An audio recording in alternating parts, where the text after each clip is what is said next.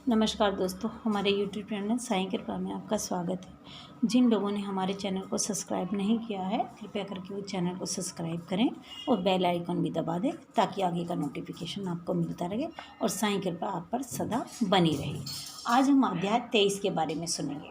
अध्याय 23 में उद्दी वितरण की द्वारा बाबा ने कैसे सबको सहारा दिया।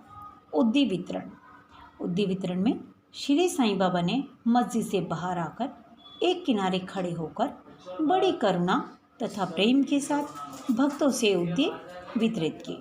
भक्तगण भी उनके समक्ष खड़े होकर उनकी ओर निहारा कर चरण छूते और उद्दी का आनंद लेते। बाबा दोनों हाथों से भक्तों को उद्दी देते और अपने हाथ से उनके मस्तक पर उद्दी का टीका लगाते थे। आगे चलते हैं। ईशोपनिषद का टीका। एक बार दासगणों ने ओवी छंदों में अनुवाद तो किया, परंतु उनके सार तत्व को ग्रहण न कर सकने के कारण उन्हें अपने कार्य से संतोष न हुआ। इस प्रकार असंतोष होकर उन्होंने कई अन्य विद्वानों से शंका निवारणार्थ परामर्श और वाद विवाद भी किया, परंतु समस्या पूर्वतः जटिल ही बनी रही और संतोषजनक भावार्थ करने में कोई भी सफल न हो सका। इसी कारण श्री दासगणों बहुत ही संतुष्ट हुए। श्री दासगणों को विचार आया कि जिसे आत्म साक्षात्कार हो चुका हो, केवल वही उस उपनिषद का वास्तविक अर्थ कर सकता है। जब कोई भी उनकी शंका का निवारण न कर सका तो उन्होंने शिरडी जाकर बाबा के दर्शन करने का निश्चय किया। जब उन्हें शिरडी जाने का शुभ अवसर प्राप्त हुआ तो उन्होंने बाबा से भेंट की और चरण वंदना करने के पश्चात उपनिवेश में आई हुई कठिनाइयाँ उनके समक्ष रखकर उनके हल करने की प्रार्थना की। श्री साईं बाबा ने आशीर्वाद देकर कहा कि चिंता करने की कोई आवश्यकता नहीं, उसमें कठिनाई ही क्या है।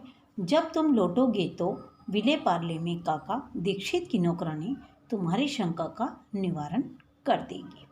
उपस्थित लोगों ने जब ये वचन सुने तो वे सोचने लगे कि बाबा केवल विनोद ही कर रहे हैं और कहने लगे कि क्या एक अशिक्षित नौकरानी भी ऐसी जटिल समस्या हल कर सकती है जो शिक्षित भी नहीं है ठीक से।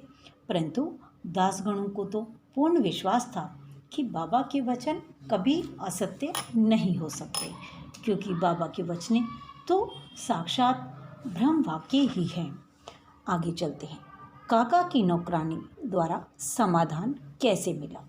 बाबा के वचनों में पूर्ण विश्वास कर वे शिरडी से विले पार्ले में पहुंचकर काका दीक्षित के यहाँ ठहरे। दूसरे दिन दासगणों सुबह की मीठी नींद का आनंद ले रहे थे, तभी उन्हें एक निर्धन बालिका के सुंदर गीत का स्पष्ट और मधुर स्वर सुनाई पड़ा।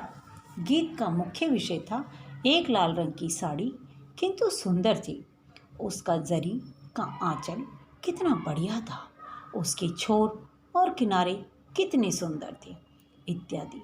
उन्हें वह गति अति रुचिकर प्रतीत हुआ। इस कारण उन्होंने बाहर आकर देखा कि यह गीत एक बालिका नाम की बहन जो काका साहेब दीक्षित की नौकरानी है गा रही है। बालिका बर्तन मांज रही थी और केवल एक फटे कपड़े में तन ढके हुए थे। इतनी दरिद्र परिस्थिति में भी उसकी प्रसन्न मुद्रा देखकर श्री दासगणों को दया आ गई और दूसरे दिन दासगणों ने श्री M.V. प्रधान से उस निर्धन बालिका को एक उत्तम साड़ी देने की प्रार्थना की। जब राव बहादुर M.V.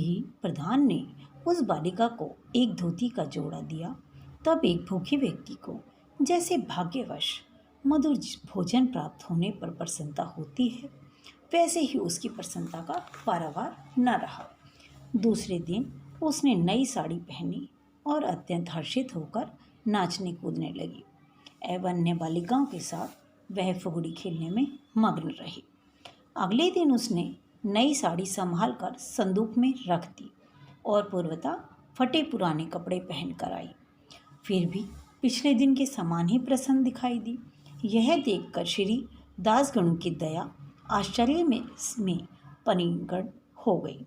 उनकी ऐसी धारणा थी कि निर्धन होने के ही कारण उसे फटे चिथड़े पहनने पड़ते हैं, परंतु अब तो उसके पास एक नई साड़ी भी थी जिसने उसे संभाल कर रख दिया और फटे कपड़े पहनकर भी उसे गर्व और आनंद का अनुभव करती रही। उनके मुख पर दुख और सुख का अनुभव केवल मानसिक स्थिति पर निर्भर है।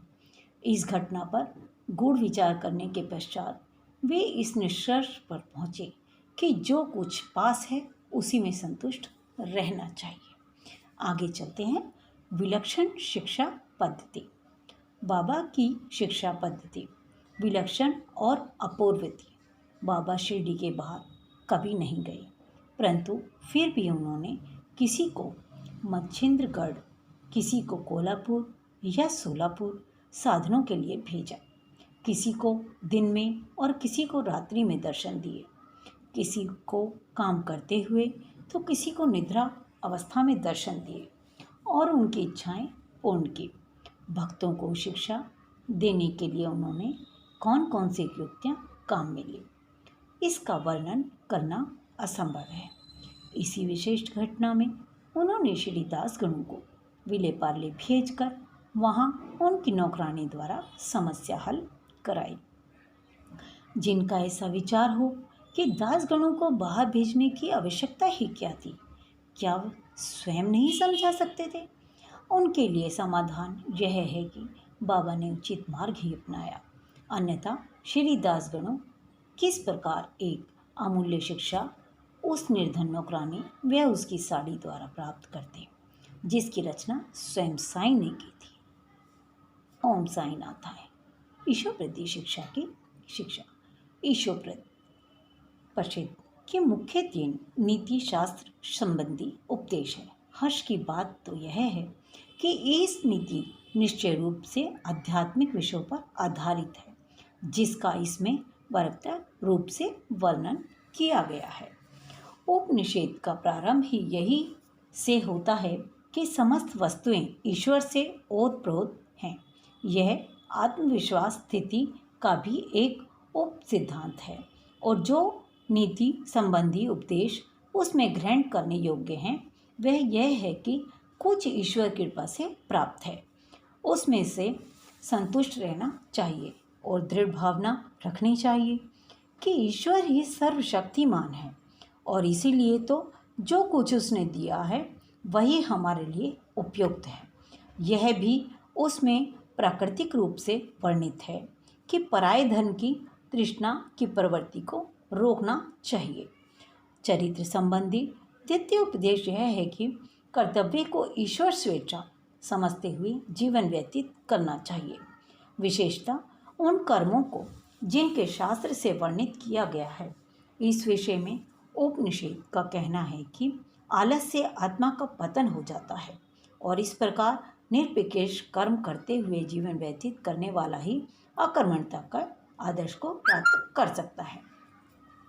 अंत में कहा है कि जो सब प्राणियों को अपने ही आत्म रूप समझता है तथा जिसे समस्त प्राणी और पदार्थ आत्म स्वरूप हो चुके हैं, उसे मोह कैसे प्राप्त उत्पन्न हो सकता है? ऐसे व्यक्ति को दुख का कोई कारण नहीं हो सकता। सभी जीवों में आत्मदर्शन ना कर सकने के कारण ही शोक, मोह और दुखों की वृद्धि होती है। ओम श्री साईनाथाय नमः।